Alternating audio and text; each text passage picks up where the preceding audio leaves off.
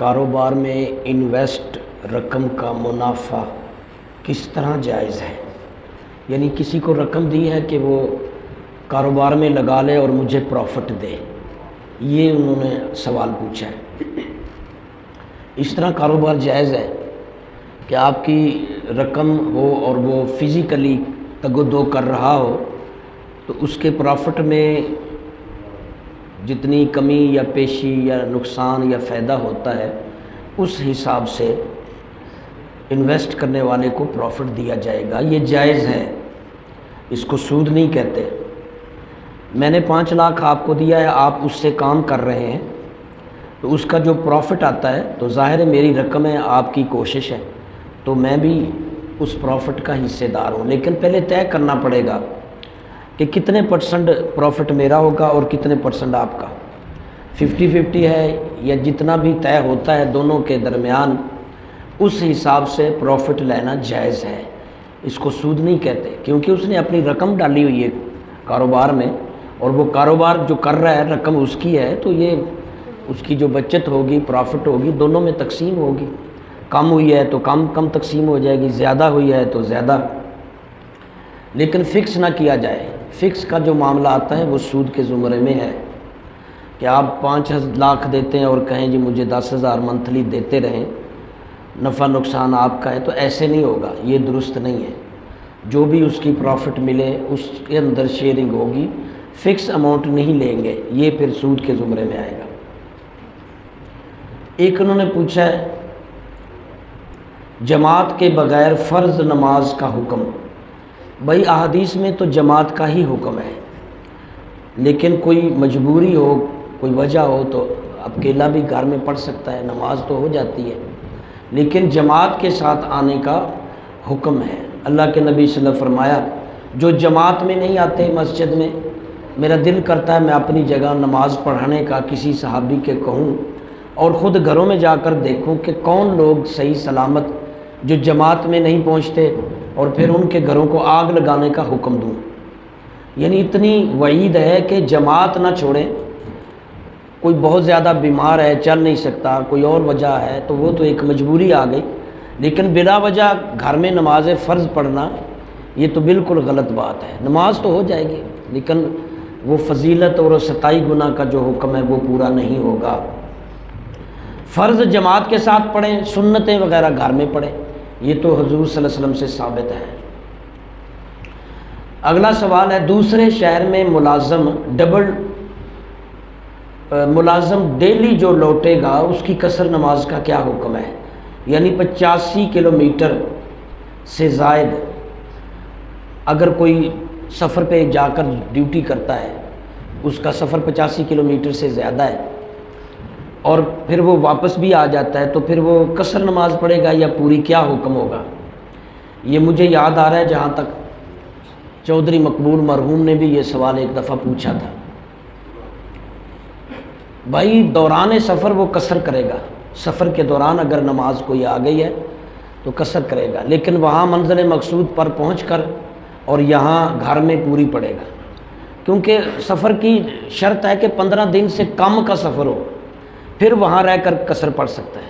اس نے تو ڈیلی جانا، مہینے سالوں کے حساب سے اس کی تو ڈیوٹی ہے، یہ تو جاتا رہے گا آتا بھی رہے گا، یہ 15 دن کی شرط سے اوپر ہو گیا اس کی شرط، لہٰذا 15 دن سے زائد کیونکہ وہاں اس کا آنا جانا لگا رہتا ہے تو وہاں وہ پوری نماز پڑھے گا، گھر میں بھی پوری پڑھے گا۔ دوران سفر اگر کوئی نماز کا ٹائم آ گیا تو اس میں قصر کر سکتا ہے۔ اسی طرح فجر کی نماز کے دوران جب کہ جماعت کھڑی ہو چکی ہو تو سنتیں پڑھنے کا کیا حکم ہے؟ حالانکہ جماعت کھڑی ہے تو بھائی اگر جماعت کھڑی ہو جائے تو پھر سنتیں ادا نہ کریں، جماعت کے ساتھ ملیں۔ یہی حکم جمعے کے خطبے کے لیے بھی ہے کہ جمعے کے خطبے کے لیے امام اگر کھڑا ہو جائے، بلکہ علماء نے فرمایا کہ دوسری اذان جب شروع ہو جائے تو پھر سنتیں نہیں پڑھنی۔ دوسری اذان جب شروع ہوتی ہے اس کے بعد کوئی بھی بندہ آئے وہ سنتیں نہ نیتے بلکہ آ کر کے بیٹھ جائے، خطبہ سنیں اور نماز پڑھے، اس کے بعد وہ سنتیں پہلے جو رہ گئی تھی وہ ادا کریں۔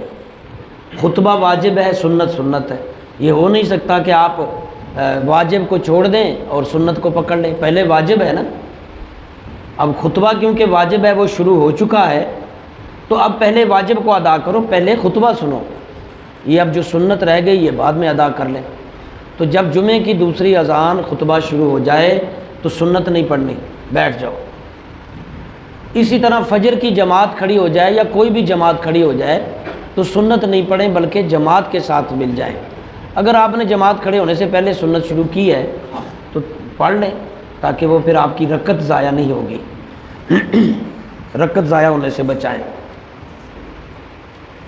اچھا، اگلا سوال ہے کہ امام نماز پڑھا رہے تھے، کسی وجہ سے انہیں موت آ گئی، اس مسئلے پر کیا حکم ہوگا نمازیوں کا یا جماعت کا؟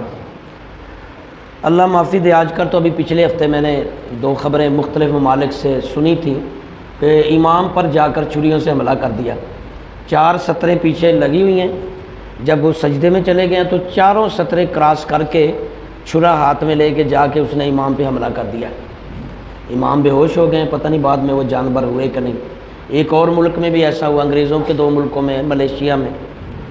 تو بہرحال انسان ہے، کئی ایسے واقعات بھی ہوتے ہیں کہ سجدے میں گئے ہیں، روح پرواز کر گئی ہے، یا اس کی جگہ کوئی بھی اور ایکسیڈنٹل مسئلہ امام کو ہو سکتا ہے، وضو ٹوٹ گیا ہے یا امام کو کوئی دورہ پڑ گیا ہے.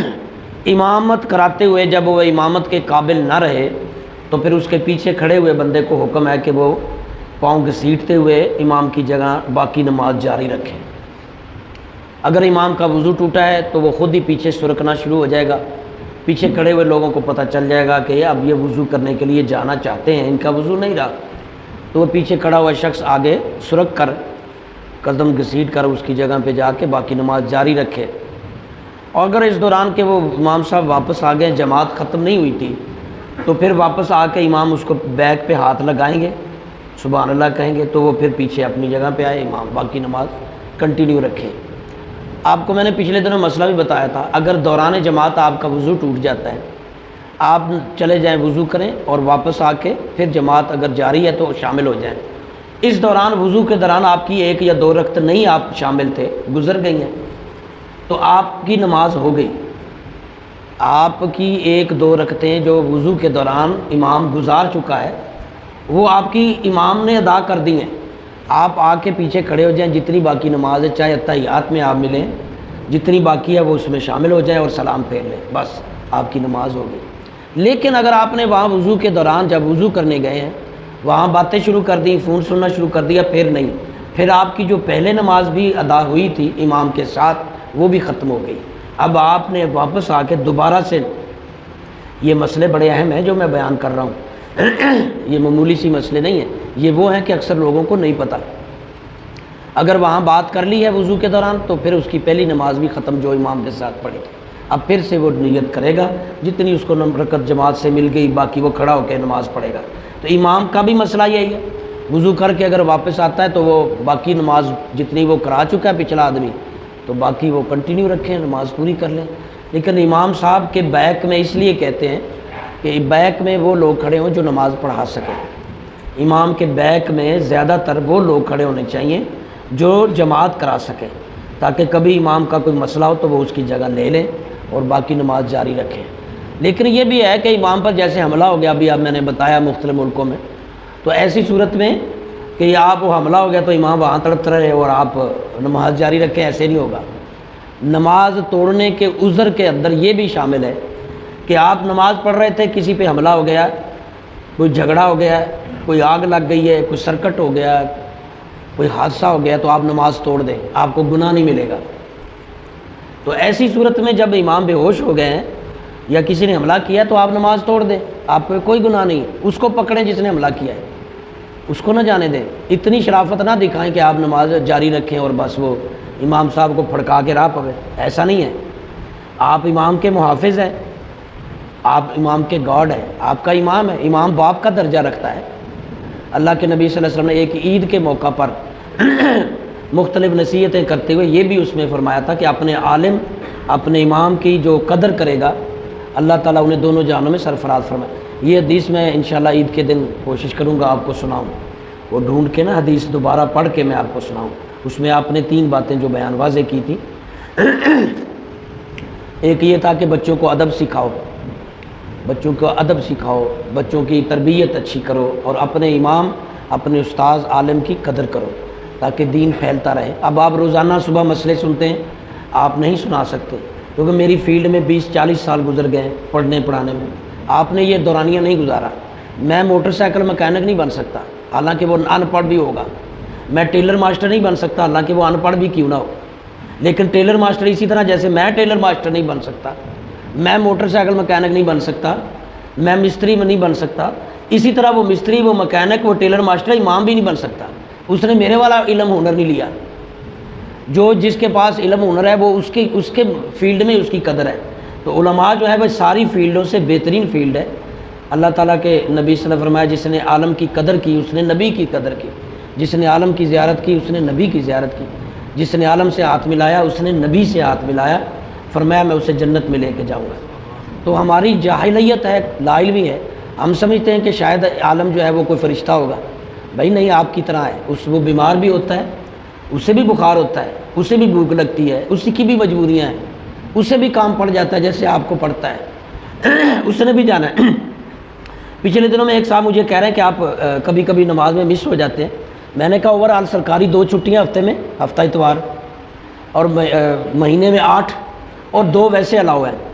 10 چھٹیاں ہیں سرکاری مہینے کی، تو 30 میں سے 20 دن وہ کام کرتا ہے، اور تنخواہ امام سے 4 گنا زیادہ لیتا ہے۔ امام اس سے بھی زیادہ پڑھا ہوا ہے، اگر مہینے میں کوئی 2-4 نمازیں نہیں بھی پڑھائے یا 2-4 دن بھی نہ پڑھائے تو اس کا بھی رائٹ ہے، تو اس کی بھی ساریاں مجبوریاں۔